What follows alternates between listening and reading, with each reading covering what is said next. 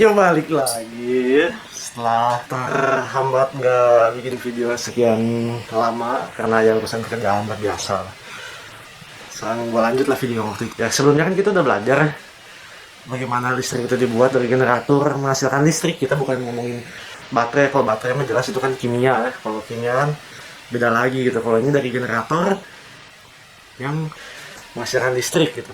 Gimana kita udah belajar dari magnet yang memotong-motong elektron dari sebuah konduktor.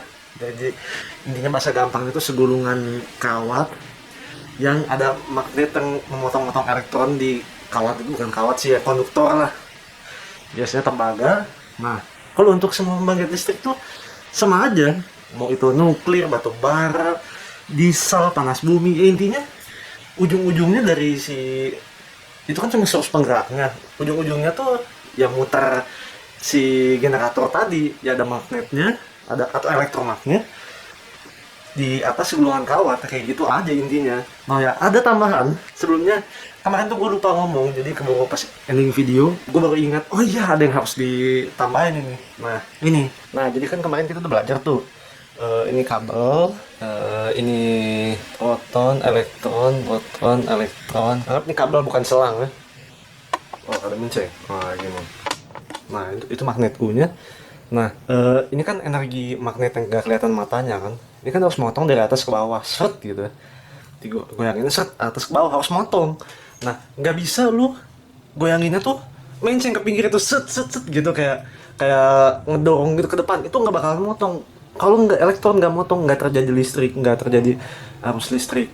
Ini harus motong, jadi nggak bisa sembarangan. Oh asal ada gulungan kawat, tuh asal ada magnet, asal goyang-goyangin terus listrik terjadi. Oh enggak, intinya harus motong. Makanya dari itu generator tuh didesain sedemikian rupa agar supaya si magnet itu bisa memotong si elektron dengan sempurna gitu. Tujuannya kan ya jelas kita pengen listriknya sebanyak mungkin kan. Lo kita nggak mau dong generatornya gede terus listriknya cuma mampu nyalain bohlam 5 watt, ya buat apa, kayak gitu jelek banget kan. Makanya di generator itu didesain semaksimal mungkin si magnet itu bisa, atau elektromagnet bisa motong si elektron. Nggak bisa kalau misalnya gini dari depan gitu, gitu dari kiri ke kanan tuh nggak bakalan motong. Atau dari kita putar-putar gitu di ujung kawatnya gitu nggak bakalan motong, harus motong gitu. Nah dan perlu diingat juga ya, setiap magnet kan energi magnetnya kan beda-beda. Kayak misalnya magnet U gitu. Nah ini kan energi magnet yang nggak kelihatan matanya kan begini kan ya. Ada juga magnet kayak magnet donat yang speaker itu. Dia kan ada energi magnetnya, kalau gua nggak salah tuh kayak gini ya. Nah kayak gitu tuh kan. Ada juga magnet batang yang kayak gini gitu, yang ininya energi magnetnya tuh begini kan. Ya pokoknya intinya beda-beda lah setiap magnet itu energi magnetnya.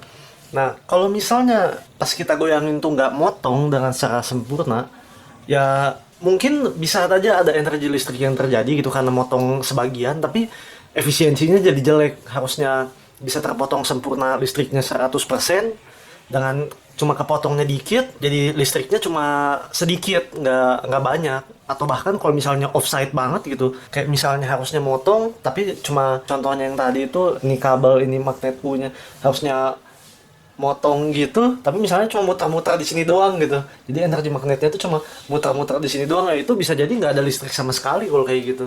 Jadi intinya tuh kuncinya tuh harus motong elektron. Kalau nggak motong elektron, listriknya sedikit atau bahkan nggak ada sama sekali. Nah kalau generator sendiri kan muter, nah itu kan dia udah didesain tuh, ada yang namanya iron core. Jadi kalau misalnya kalian lihat kayak gini, ini kan besi tuh, terus ada kayak polnya gitu. Nah di sini kan gulungan-gulungan kawat. Nah si besi ini tuh bukan sembarang besi, jadi dia berapa layer gitu, namanya iron core. Nah di tengahnya magnetnya, ya, entah bulat atau entah gimana desain pabrik. Jadi ketika muter tuh si besi ini yang mengharvest atau menangkap si energi dari magnet itu secara maksimal ke kumparan-kumparan ini, sehingga bisa menghasilkan listrik. Kan kemarin tuh cara kita bisa menghasilkan listrik lebih besar tuh dengan kita gulung kabelnya dengan sekali magnetnya motong itu set jadi banyak gitu yang kepotong elektronnya, atau pakai magnet yang lebih besar. Nah ada satu lagi gue lupa ngomong, goyangin magnetnya lebih cepat. Jadi maksudnya semakin cepat kita goyangin magnetnya atau motong si elektron, listriknya itu semakin besar. Ya contohnya kalian lah motor bebek gitu kan, kalau digas lampu depannya terang kan, nah itu salah satu contohnya. Mungkin dari luar bakal ada yang bilang, oh kalau gitu kita pakai mesin Ferrari aja tuh buat generator, biar kan teorinya semakin cepat kita goyangin magnetnya listriknya semakin besar. Oh nggak bisa gitu, belum belum tentu begitu, karena ada batasan antara si iron core-nya, konstruksinya, kumparan kawatnya. Intinya ada batasan pada RPM tertentu gimana generator itu didesain untuk menghasilkan listrik seoptimum mungkin, seoptimal mungkin di RPM tertentu. Bukan berarti semakin cepat 100.000 RPM atau 50.000 RPM sama dengan listriknya semakin besar. Intinya ada batasannya gimana generator itu didesain. Nah kan kemarin kita belajar frekuensi itu, dimana elektronnya maju mundur gitu. Itu hanya terjadi di listrik AC. Nah kalau di listrik DC itu nggak terjadi maju mundur, elektronnya maju aja terus, balik lagi ke kutub negatifnya. Oke, gue gambarin gini lah. Misalnya ini ada baterai ya, positif, ini negatif. Nah cirinya DC itu pasti punya polarity. Ini menuju lampu. Nah kalau DC dia tuh kan bergerak ya listriknya. Teng teng teng teng teng teng teng teng, elektronnya tuh dari positif terus menuju negatif. Mungkin bakal ada yang bilang dari lu, loh bukannya elektron tuh bergerak dari negatif ke positif? Ya itu kalau teori elektron begitu, tapi kalau teori arus listrik itu dari positif ke negatif. Oke, gua nggak bakalan bahas itu di sini, bakal panjang banget videonya. Ya intinya kalau untuk lu masih newbie, pahami aja arus listrik itu bergerak dari positif ke negatif. Kecuali lu mau belajar lebih dalam, expert fisika, lu cari tahu lah di Google atau di mana gitu kenapa elektron tuh dibilang bergerak dari negatif ke positif. Tapi untuk arus listrik, kalau lu mau mempelajari tentang listrik, pahami aja bergerak dari positif ke negatif ya. Nah, terus ini lampu menyala kan. Nah, kalau AC, misalnya colokan rumah lu nih, colokan rumah lu ini ke lampu gitu ya. Nah ini tuh nggak ada positif negatif, yang ada fasa sama nol. Apa sih fasa sama nol itu? Jadi nah ini dua kabel nih, dimana fasa itu yang ada elektron bergeraknya, itu ada listriknya lah, ada arusnya. Jadi ini maju terus mundur, maju mundur. Jadi kan elektronnya tuh maju mundur 50 kali per detik, itu kan seperti yang waktu itu gue udah jelasin di video sebelumnya. Nah si nol ini ya nol gitu, basically ya nggak ada apa-apanya. Tapi kan listrik tuh butuh close loop kan, jadi nggak bisa satu kabel aja terus menuju nowhere gitu, harus ada kembalinya gitu. Nah misalnya ini fasa nih, ini fasa, ini nol. Nah ini kan elektronnya nih maju mundur, mungkin majunya nggak banyak gitu ya, maksudnya karena elektron itu kan kecil banget ya, titik banyak gitu. Jadi chain reaction tuh jadi misalnya ini maju mundur, ini maju mundur, ini maju mundur, maju mundur, maju mundur, maju mundur, maju mundur kayak gitu. Jadi setiap titiknya tuh maju mundur, maju mundur. Jadi kebayang misalnya gula nih, lu lihat gula di sebuah baskom gitu atau sebuah ember, kan banyak banget tuh butiran gula. Nah setiap satu butirnya tuh maju mundur gitu. Jadi bukan kayak air maju sekian meter mundur sekian meter, enggak gitu ya. Jadi kayak gitu, kayak gula banyak, setiap butir gulanya tuh maju mundur. Nah ini kan maju mundur, maju mundur, maju mundur, maju mundur. Lampunya menyala tuh. Karena ini lampu AC misalnya, alternating current ya, bukan air conditioner. Nah ini tuh butuh kembali kan karena close loop kan. Nah ini kan nol tadi. Jadi fasa sama nol. Kalau ini dibolak-balik nggak masalah kalau AC itu, karena memang udah didesain begitu. Kalau DC itu pasti ada polarity plus minus. Kalau kebalik ya biasanya kalau nggak nyala rusak pasti. Nah kalau fasa itu sendiri apa sih? Fasa itu kalau bahasa resminya, fasa itu adalah suatu fungsi periodik bagi variabel real, adalah sudut yang mewakili jumlah periode yang direntang oleh variabel tersebut. Ya ribet banget sih ya, pokoknya intinya yang seperti yang gue jelasin kemarin lah, dimana pas yang ada elektronnya itu, yang ada listriknya, ya nol tuh ya buat close loop kembalinya itu. Kalau bahasa resminya sih ribet banget tuh buat ibu ngerti.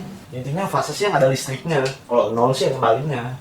Karena listrik itu kan basicnya harus close loop, nggak bisa satu kabel terus menuju nowhere gitu kan, nggak bisa. Kayak lu kesetrum gitu, itu kan close loop sebenarnya. Kayak misalnya gini nih, ini lu nih, ya amit-amit lah jangan sampai ya. Lu pegang colokan gitu,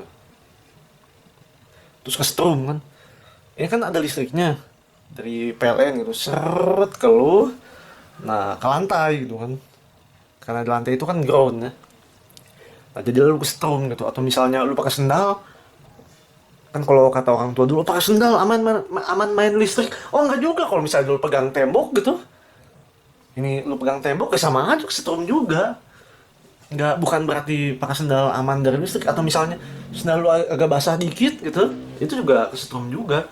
Atau misalnya pas apa gitu lu megang lemarinya kayunya udah basah gitu, atau lemarinya besi, ya kesetrum juga. Intinya close loop lah, dari fasa ke nol atau dari positif ke negatif. Tapi kalau positif negatif DC kan biasanya kecil, kecuali ada lu punya source 1 kilovolt DC gitu di rumah, tapi asa kayak ya nggak mungkin juga orang normal punya 1 kilovolt DC di rumah buat apa gitu. Nah jadi udah tahu kan nama bedanya. Nah kalau DC sih ya kebanyakan memang baterai ya, ya meskipun ada juga dari power supply gitu, dari adaptor, dari listrik AC diubah menjadi DC. Nah sekarang pertanyaannya, kalau dari DC ubah ke AC bisa nggak? Oh bisa aja, pakai inverter. Di DC itu dimodifikasi lagi pakai elektronik supaya bisa bikin gelombang AC, bisa aja ada itu. Nah lantas perangkat AC di sekitar kita apa aja? Apa cuma listrik colokan di rumah doang? Oh enggak, banyak sekali. Gue ingetin sekali lagi ya, AC ini bukan air conditioner ya, alternating current harus bolak-balik. AC di sini nggak cuma colokan listrik rumah doang. Contohnya WiFi itu AC, karena ada frekuensinya, cuman frekuensinya tinggi banget, 2,4 GHz kan, kebayang tuh 2,4 GHz tuh cepet banget tuh, elektronnya maju mundur secepat kilat gitu. Nah selain itu musik audio, speaker itu listrik AC, jangan salah, itu bukan, meskipun kita dari radio, dari MP3 pakai baterai, tapi itu speaker itu listrik AC sekitar 1-10 volt kalau nggak salah. Karena speaker itu kan maju mundur kan, nggak cuma deng ke depan gitu. Terus speaker itu maju mundur, itu listrik AC, ada frekuensinya. Frekuensinya apa? Ya sesuai frekuensi musik yang kalian dengar, yang kayak kalian suka lihat tuh di Windows Media Player, ada gelombang gitu. Nah itu frekuensinya itu abstrak, nggak beraturan, sesuai musik yang dikeluarkan.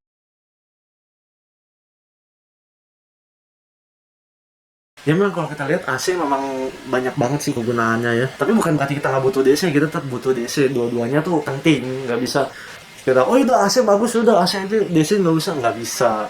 Dua-duanya tuh tetap penting. Nah tadi kan kita udah tahu tuh listrik dari generator tercipta gimana.